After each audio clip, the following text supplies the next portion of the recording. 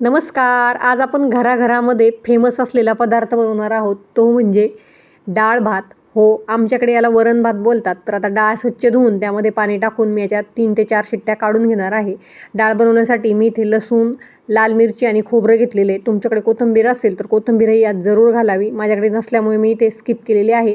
मिरची या पद्धतीने तोडून घेतली तरीही चालेल. पटापट ती तुटते बघा. छान असे त्याचे मी तुकडे करून घेतले आणि या पद्धतीची किसणी घेऊन आपल्याला हे जे खोबरं आहे ते खसाखस मस्तपैकी किसून घ्यायचं आहे. आणि याच किसणीने मी इथे हा लसूणही किसून घेणार आहे. मस्त अशी ही डाळ लागते. तर रेसिपी तुम्ही नक्की ट्राय करा. सोप्यात सोपी आहे. इथे मी फ्रेश असा कढीपत्ता घेतलेला आहे. माझ्या गॅलरीमध्ये कुंडीमध्ये मी तो लावलेला होता. इथे मी तांदूळही निसून घेतलेले आहेत. कुकरच्या शिट्ट्याही होऊन तयार आहे. आता कुकर मी खाली काढून घेतलेला आहे आणि त्यात आपण थोडीशी हळद टाकून घ्यायची आणि एखादा पळी चमचा घ्यायचा आणि त्या पळी चमच्याच्या साहाय्याने आपल्याला ही जी डाळ आहे ती छान अशी घोटून घ्यायची आहे. अशा पद्धतीने डाळ घोटून घेतल्यामुळे ती मस्त अशी एकसंध बनते आणि चवीलाही खूप छान लागते.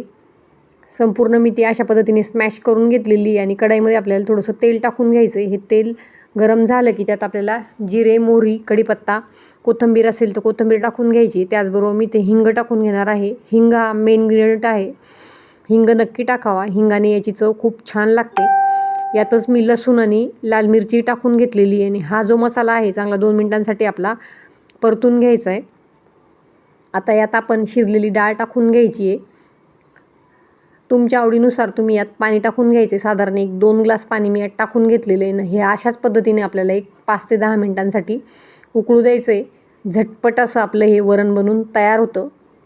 ही सोप्यात सोपी रेसिपी नक्की ट्राय करा.